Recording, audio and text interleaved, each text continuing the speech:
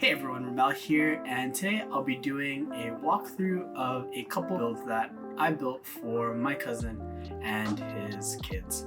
These are going to be almost identical in specs, except that the older brother is going to be giving his 1060 to his younger brother, and the older one is going to get a 1660 Super. These guys are still pretty young, so these computers are going to last them for quite some time, especially for the games that do play. It'll most likely be able to handle 1080p, medium, high settings, no problem, and for most current games that you toss at it, they'll be able to play it. Although not at the highest settings, but it will still be a pretty good gaming experience. They are still in school, so for sure this will be able to handle any of the applications that they need.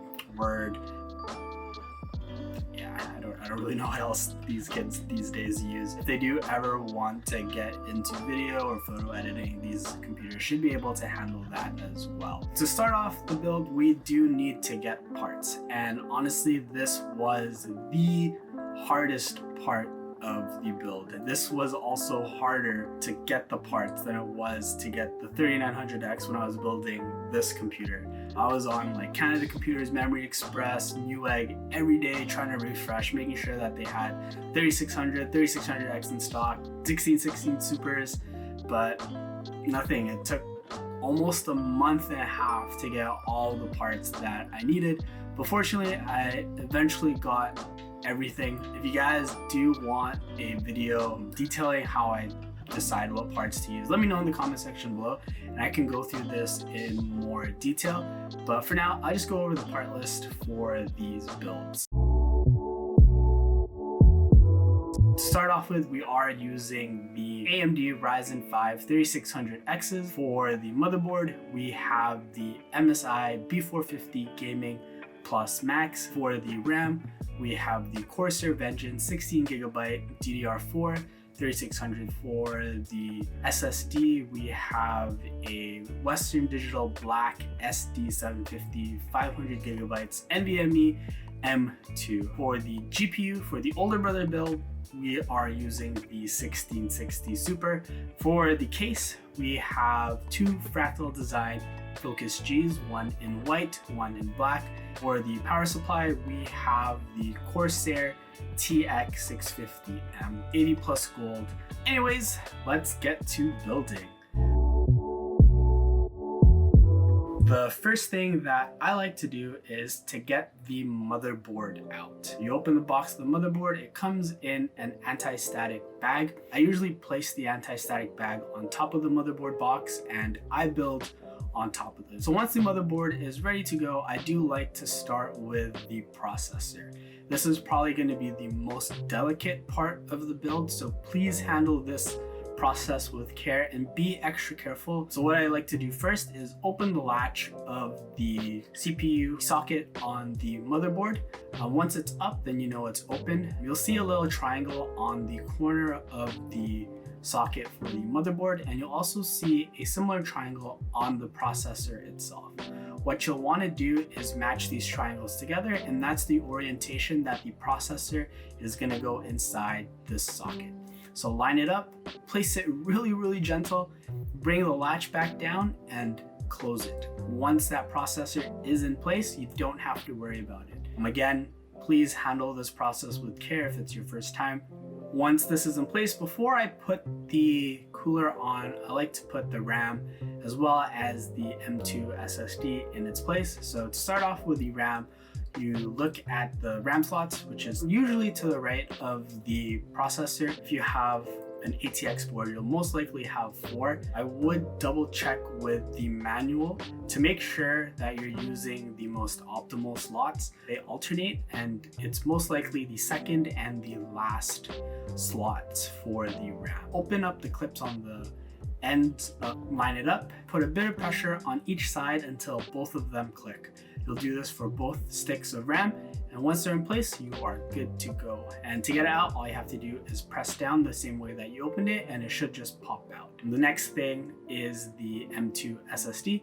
You'll find either 1 or 2 of these slots on your motherboard. To change it, all you have to do is unscrew it. If this screw isn't already in your motherboard, then it's probably in a little bag that has the M2 screws. And to get the M2 in, all All you have to do is insert the SSD into the M2 slot, and then once it's in place, hold it down and the screw into the hole. So once the M2 SSD is installed, we will be installing the cooler next. For these builds, we are using the stock coolers, and if you are using something else, please refer to the manual as the installation process might be different. I do also have some Noctua NTH2 on hand, so I'll be removing the pre-applied thermal paste and applying my own for these builds. And the brackets are pre-installed on this motherboard, so all we have to do is remove this before we start installing the new cooler. And if you are applying your own thermal paste, I like to do the pea-size method. I put a very tiny amount. A little goes a long way when it comes to thermal paste. So I put it right on the center, and then we place the cooler right on top. And to screw this in, I follow the X pattern. So I do the top left, bottom right, bottom left, top right. Try to evenly screw them at the same time so it's a lot easier to get in. You will also need to plug the CPU cooler fan into the CPU fan header. It's right beside the CPU socket. After this point, I do like to get the case ready. Depending on your case, you will have to install some standoffs. We are using a ATX sized board, so on the case itself, it'll tell you where to put the standoffs. Once all the standoffs are in, it's time to install the I/O shield. For some motherboards, the I/O shield is installed with the motherboard itself, but for this board, we don't have that, so we do need to install the I/O shield to the rear of the case. All you have to do is plug it in from the inside. It really only goes in one direction. Once that's in place, it's time to get the motherboard in. You kind of have to put the motherboard in at an angle and line it up with the ports in the back, and then there will be one standoff that's not a screw that you can align the motherboard with to kind of keep it in place. Once you have that all lined up, it's time to screw in the screws. And once the screws are in place, I do like to work on the cables for the case next before I put the GPU in. Again, refer to your manual to make sure that you are plugging these in the right places. You usually have one audio cable, you have one USB, and you also have a USB 3. Sometimes you might also have a USB-C. If your motherboard supports it, then there should be another port on your motherboard.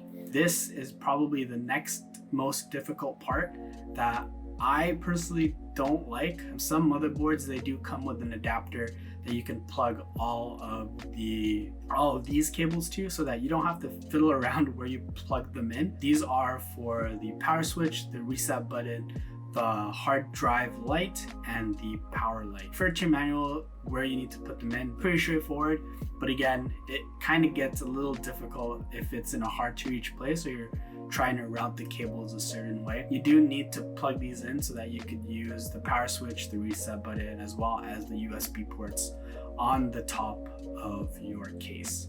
Once that's installed, we can move over to the GPU. Depending on how big your GPU is, you might have to remove 1, 2, or 3 PCIe covers. And to get the GPU in, like all the other components, you kind of just line it up, gently press, make sure it locks into place, and then you screw the GPU in. And next is the power supply. This may or may not be the part where you spend the most time of your build, depending on the cable situation. This is a semi-modular power supply, so we do have the CPU as well as the 24-pin motherboard cables plugged in already. If you have a fully modular power supply, these don't come plugged in, so you will need to find the cables that you need. For this build, we do have a 6-pin connector for the GPU, so we'll need one of those. And I did plug in the SATA cables in case they wanted to add hard drives. So once you have the cables plugged in, you do need to plug it into the motherboard.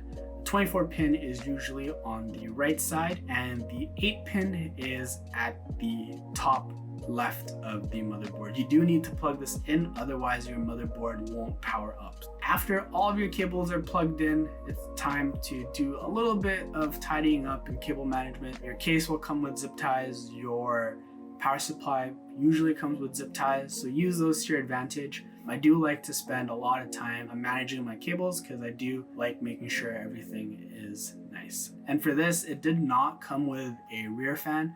So I tried to move one of the fans from the front to the rear, but it doesn't come with the screws that you need to install it in the back. So I let the dad know that he should probably pick up a couple fans to use as exhaust and where to install it as well. So it should be a pretty easy install for these kids, and might be a little fun project. Get their hands dirty a little bit, opening up the PC, installing a fan.